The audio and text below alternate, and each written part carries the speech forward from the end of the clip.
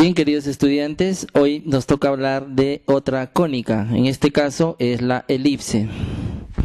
La elipse también es un lugar geométrico de todos los puntos del plano cartesiano, cuya suma de distancias a dos puntos fijos es constante. Estos puntos son los focos. Entonces, esta figura que hemos ubicado aquí en el plano cartesiano viene a ser una elipse.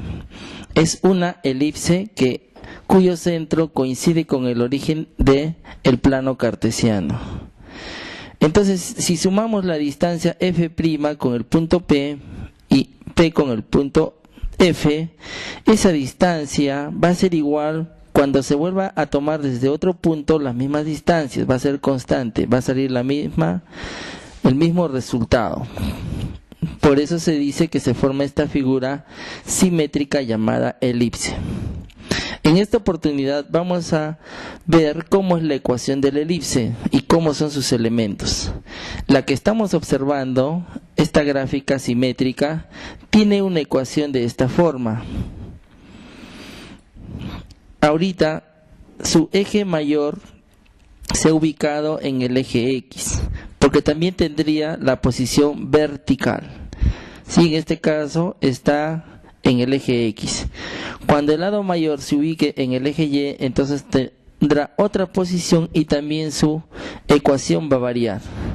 Aquí estamos observando que el lado A es el lado que se ubica en el semieje X positivo. Entonces, el lado A va a determinar en qué posición va a estar. Si el lado A es mayor, entonces se ubica debajo del eje X. Y si el lado si el lado A estuviera en el eje Y, entonces el valor de A se ubicaría debajo de Y.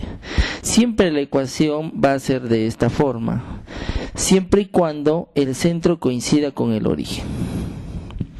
Vamos a verificar cuáles son sus elementos más importantes de la elipse. En este caso, a diferencia de la parábola, la elipse tiene dos focos.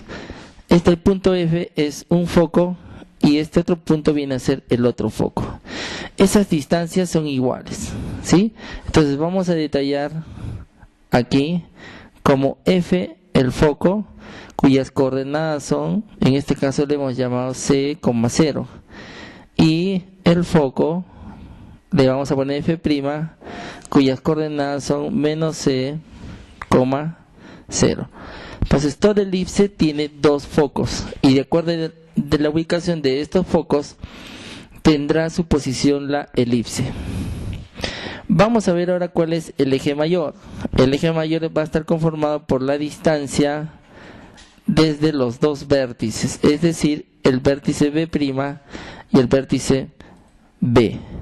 Entonces desde esta distancia hasta esta distancia, ese segmento se llama el eje mayor. Este eje siempre equivale al doble de A.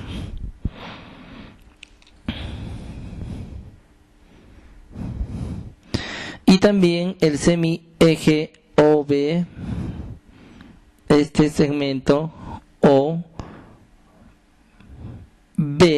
esa distancia equivale a A. ¿Sí? Entonces si este es A, entonces el eje mayor equivale a 2 veces A. Ahora veamos cuál es el eje menor. El eje menor entonces va a ser la posición desde el punto B hasta el punto B'. Entonces vamos a poner como eje menor el segmento B' hasta B. Esta también tiene su igualdad, siempre va a equivaler al doble de B. Quiere decir que esta distancia desde O hasta el punto es la distancia B. Y esta otra distancia también es B. Por lo tanto, el eje menor equivale a 2B. El centro de la elipse va a ser, en este caso, el punto O, que es el origen de coordenadas cartesianas. La distancia focal es la distancia que existe entre los focos. En este caso, el segmento F' hasta F. Y también tiene un valor de 2C. También se puede decir que el segmento OF es igual a C. Ahora veamos que también la elipse también tiene sus rectas directrices. En este caso tenemos la recta TB y la recta RS. Son las dos rectas que son directrices, que siempre están a una misma distancia del vértice.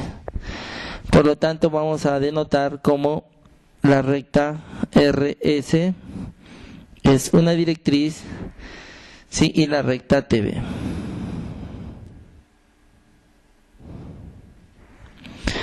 Y los vértices, que en este caso son el punto B' y el punto B, ¿no? Entonces acá podemos observar todos los elementos principales de una elipse. En el caso de que el centro de la elipse estuviera ubicado en otra posición del plano cartesiano, entonces ese centro ya va a tener y va a ser de la forma h, k.